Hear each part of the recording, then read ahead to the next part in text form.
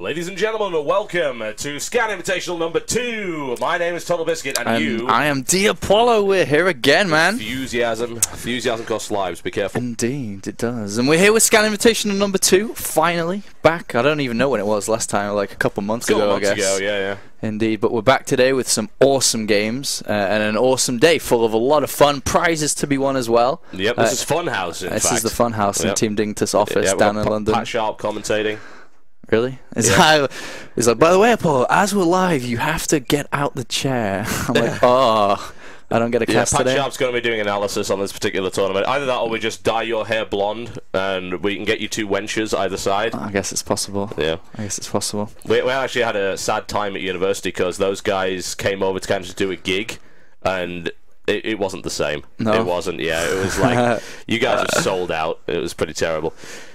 £1,000 on the line today. 1,000 It's a lot of money. Yes. It's a lot of money. It's like the minimum wage or something, I guess, in 1 month.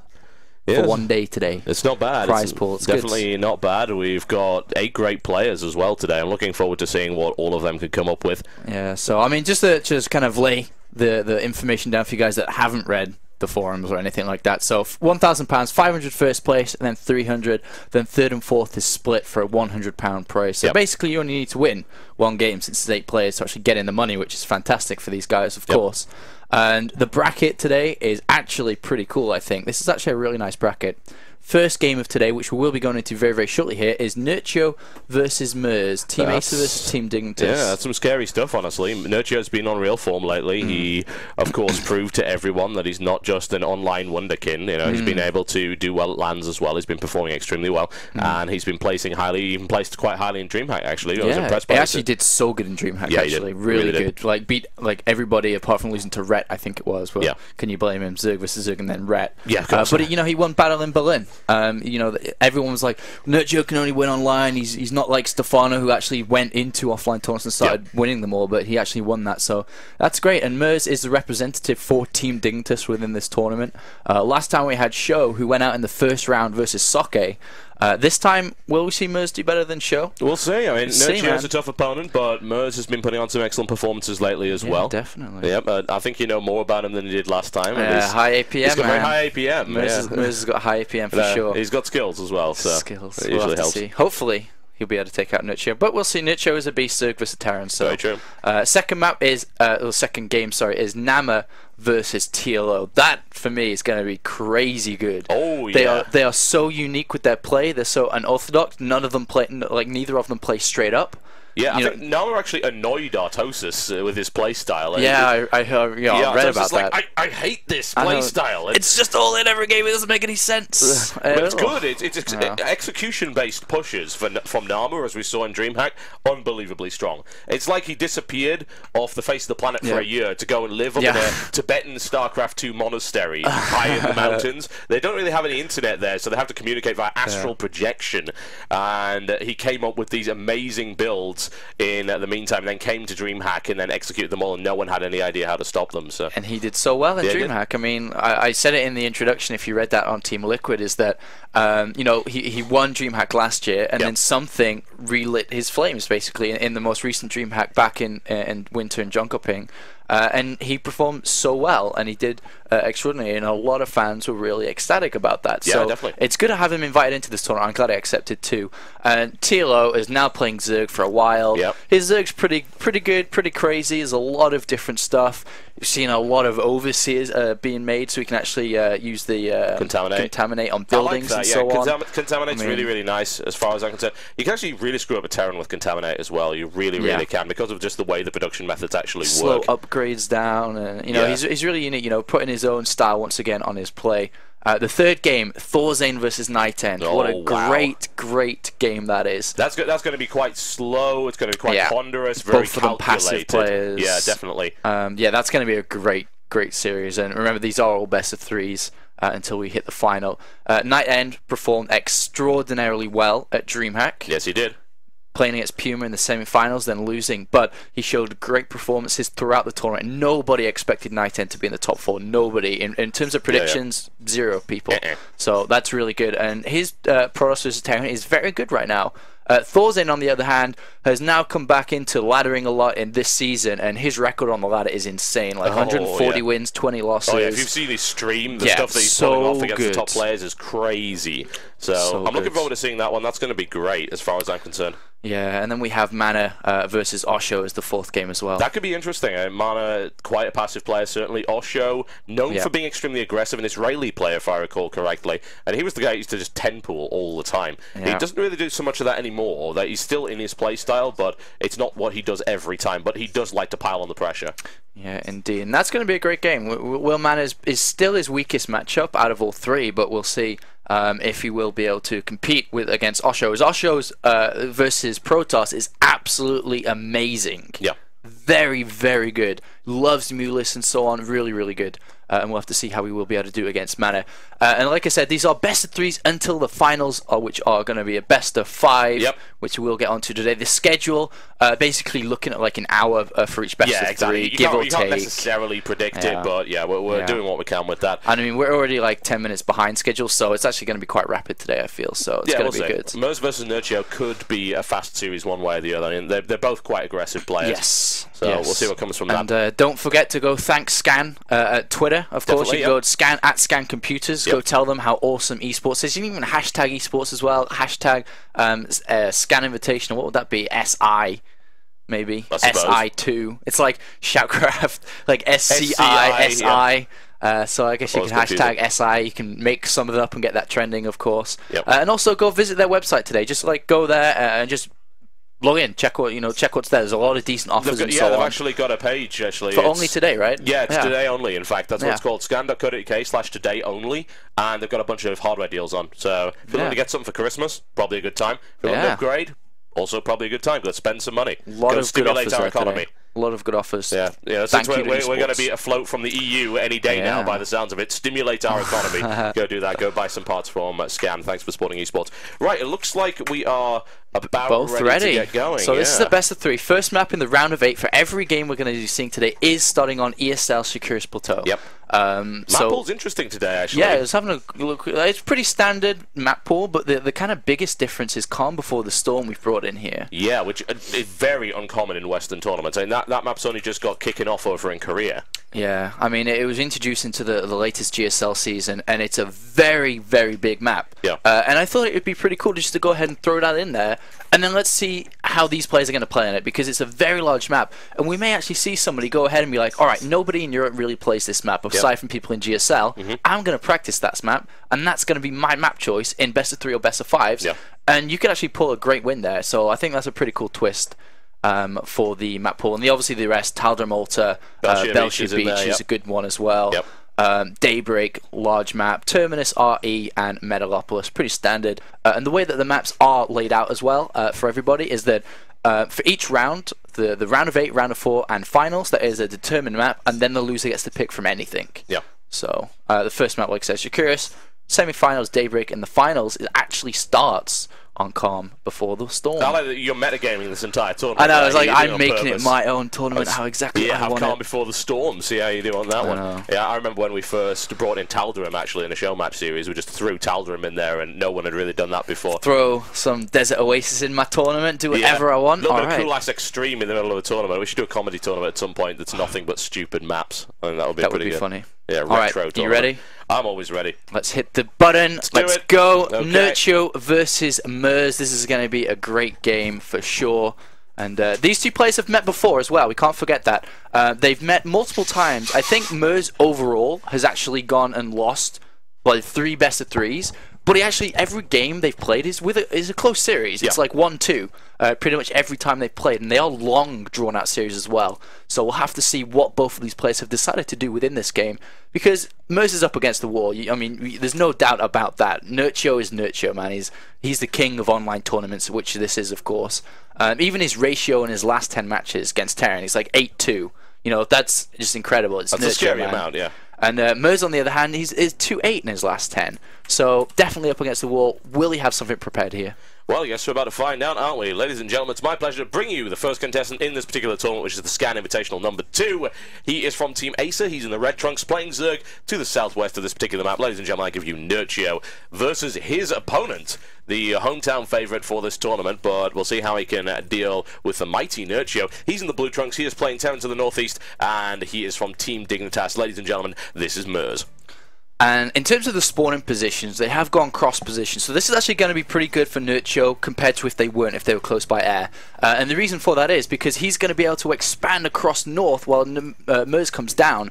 And the thing is, it's a lot easier to actually defend your fourth base compared to if it was the main. They were close by air. Simply because the later on the game goes on, 3-3 Marines are very, very good at tearing down everything.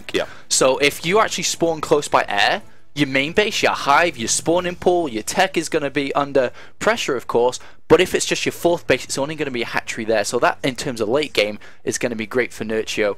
Though merz likes to play pretty straight up in this matchup, to be honest. We see a lot of Reactor Hellions. He's a straight up kind of guy. Loves going for just macro and really rely on his Brood War mechanics. Yeah, he's a really, really solid player, honestly. Pretty much all round. If you ever ask, well, you know, what's merz really good at? It's like, well, he's good at pretty much everything. But the question is, does he excel at anything? And against a player like Nerchio, you may end up having to excel because Nerchio is pretty scary. Let's see Nerchio go hatch first, which is extremely common. 1 against Terran, 2 on this map as well. Yeah, Nerchio's like known for taking, well, he's very, very good with macro. If he gets into the rhythm, and if you don't do anything to stop that, it's very hard to pull him down from it because he has so many hatcheries up.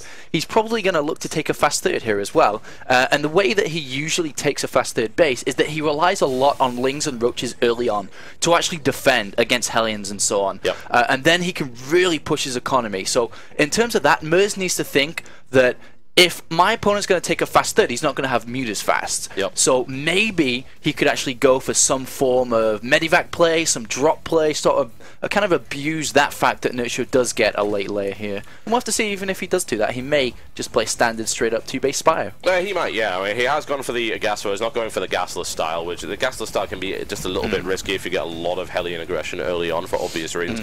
But the gasless style, the gas style here also means that you're mining less minerals, you're mining more gas, so you do have to pump out more drones, and perhaps he might end up taking that fast third. merz is keeping an eye on things because he knows of that possibility. 4 lings coming out here for Nerchio, so he may move out to try and secure the map, try and clear out this scouting SCV as well, and then he's pretty much free to do whatever. But in the meantime, merz is going to go for the Reactor Hellion opening here. Yeah, I'm interested to see what merz's follow-up should be. It should be command center, of course, but then that's the real question. Does he add on extra barracks? Does he really scope? Does he go for straight for medivacs? Does he add on a second factory early? And all these starter questions. You know, does he even take the second gas relatively fast? So these are the questions we should be looking at. Meanwhile, Nerchio, I think that we are going to be seeing an expansion shortly. I mean, that's the way he plays pretty much every game. As you can see, he's actually taking off gas now as he reaches 100 gas. So he can actually go ahead and get this speed upgrade straight away. And if he wants to expand, it needs to be around the 6-minute mark. So we'll have to follow that as well. There is the command center for merz. And having a look at these overlords, this overlord on the right-hand side is going to be able to get into a nice position to actually see the gases on the natural, to see the saturation on the natural, and so on here. Yeah, absolutely. We've got a single scouting ling moving forward. You can check out the composition of that. He does spot the reactor there, so he's almost certain that he knows about the reactor Hellion. Now, we've got a couple more Hellions coming in. It depends how many merz goes for here, and usually you'll see them stop on maybe about 4. 4 is good for stopping creep spread, and that delays the third for obvious reasons. The drone can't get out, and if you don't have creep spread up to your third base, then it's a little bit risky to take. So that's something to consider. If he decides to go for more than that, then yes, he's going to pile on the pressure and actually try and get in, do a run by, and he'll have a look and he'll find the spine crawler in the appropriate place. He also scouts the roach one going up. Yeah, there is that roach one. He doesn't have any gas yet, so he actually does need to go into gas rather fast here, and he may actually need to take a second assimilator or extractor, sorry, as well, because he's only going to be able to build like 2 roaches or maybe 3 by the time that roach one's finished. So meanwhile, over in merz's base, there's the switch up. So it actually is just no, 6 Hellions actually. 6 is good, especially. I mean, he could throw down a starport and drop them as well, but 6 is a good amount because if you see weakness or see a lack of units, you could go in behind the mineral line, and that could be very, very dangerous for obviously for Nerchio's economy here.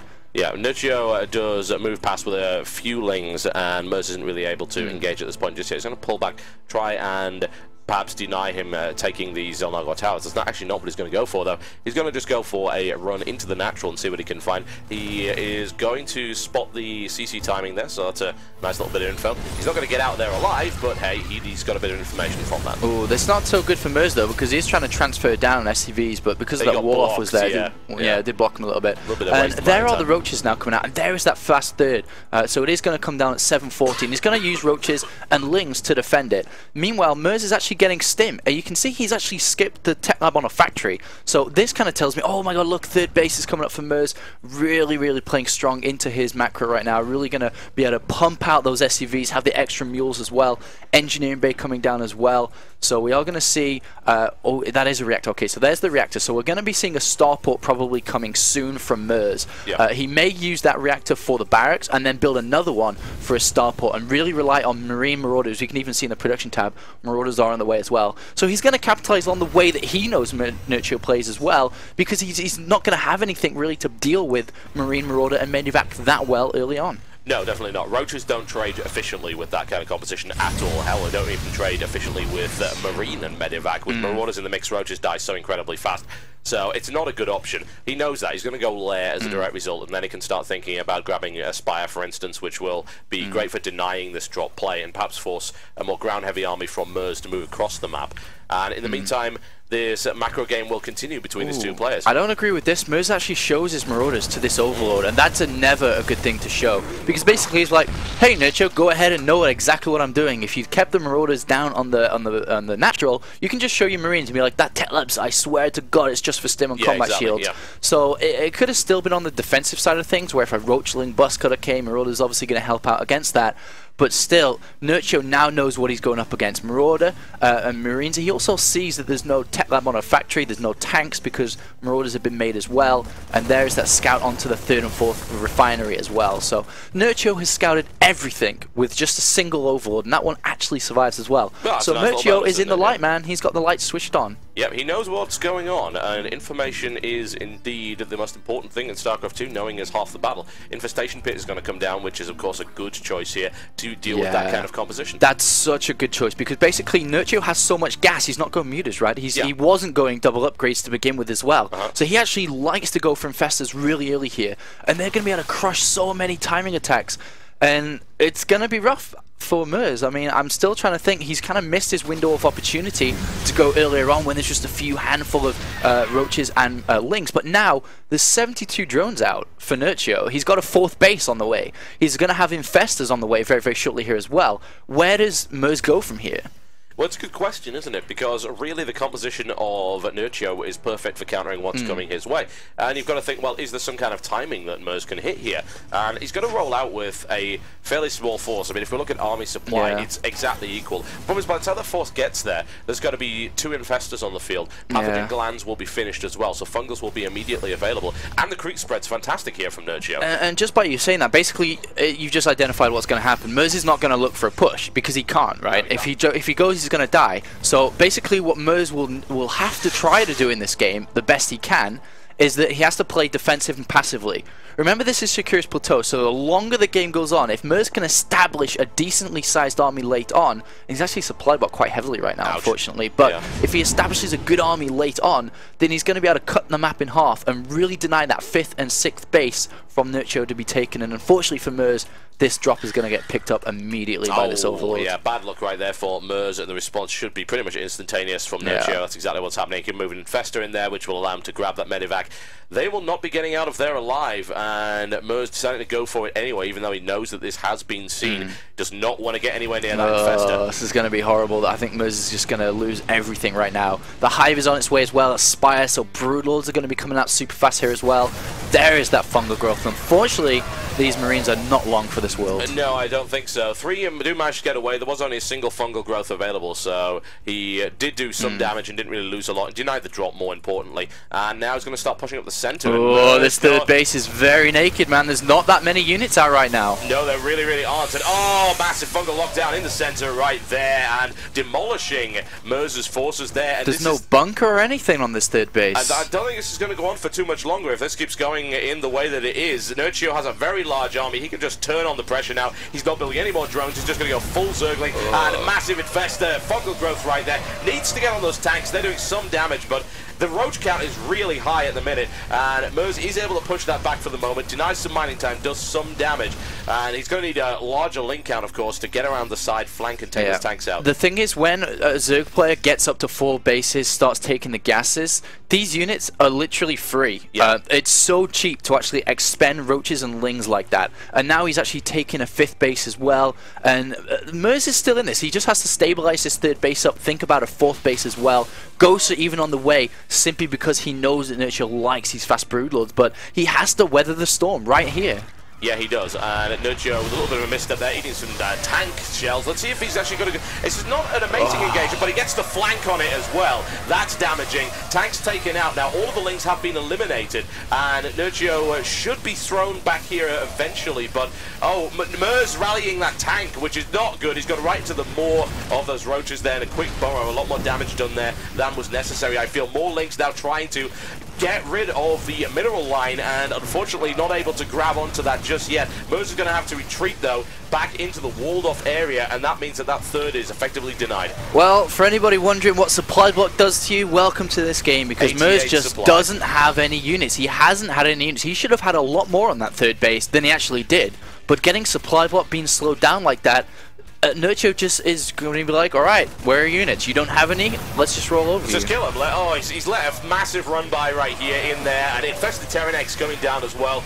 This is not looking good for merz, honestly. It really, really is not. He's trying to hold up that tank, but 41 SCVs have been killed. 49 SCVs. Merz is down to 31 SCVs in total. Despite having 3 command centers, I don't think mules are that good. No, I'm afraid not. The mules are just going to try and poke at the lings. It's just not going to happen. Adrenal glands coming up as well right here for Nerchio. Knows that he's in such a dominant position at this point. He can do pretty much whatever he wants, and he can. And merz is so far behind that a recovery here seems almost impossible.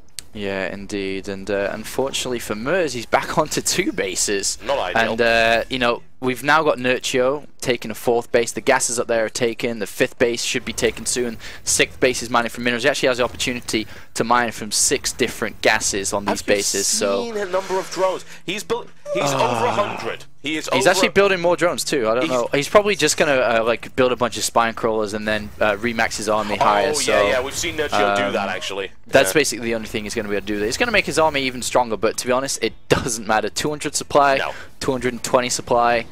This army is pretty much good enough, especially with like the way that these roaches are +2 armor against, at the time, only 2-1 Marines. Marines were like had a water gun, water pistol shooting at them that just didn't do anything.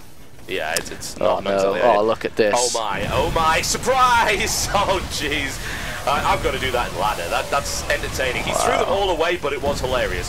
Oh dear. I don't know why he did that. He just did that just on purpose, just to screw around. Oh, I guess I don't need infestors. Wow, no, that was like the most. That's probably in 2011 the most ineffective move I've ever seen. That was literally like 12 infestors killed about 10 Marines. I don't know what you're talking about, man. That was the standard borrowed infestor surround there, which did absolutely nothing at all. And he's actually allowed merz to reestablish that 3rd base, and I think Nerchio is showboating at this point because he knows he has massive dominance. His broodlord count is going to start to get stupidly high, and we may see the same trick that we saw in DreamHack, the supply trick, which allows him to go up to a much higher broodlord count than he would expect. Roach is coming in for yet more harassment on the mineral line, and merz, having reestablished that 3rd, is at least starting to get back into this, but Nerchio is about to hit him with something really unpleasant, and honestly, 3 ghosts is not enough to stop it. Yeah, 7 broodlords being morphed as well with the 3 that are already there. That's 10. merz has, let's have a look at the ghost count. He has 4 ghosts, 2 more in the making, but that's still not enough snipes to actually take these down. There's just pure too many of them. It's as simple as that. And unfortunately, there is another spire coming as well, so more upgrades were coming. The merz needs to try to kind of take advantage of the fact that Nerchio is very immobile with broodlords. He could try to drop at the top left, but at the same time, if he tries to drop, he's not going to have those 8 Marines, say, to defend against this. And Merz is still having trouble on that third base. Burrowed Roach is doing damage, but here comes the death march from Nerchio, and well, this is going to be almost impossible for Merz to stop right now. Yeah, well, Nerchio was appreciating the choice of Hell March earlier, and I think he is demonstrating this in the most brutal way imaginable.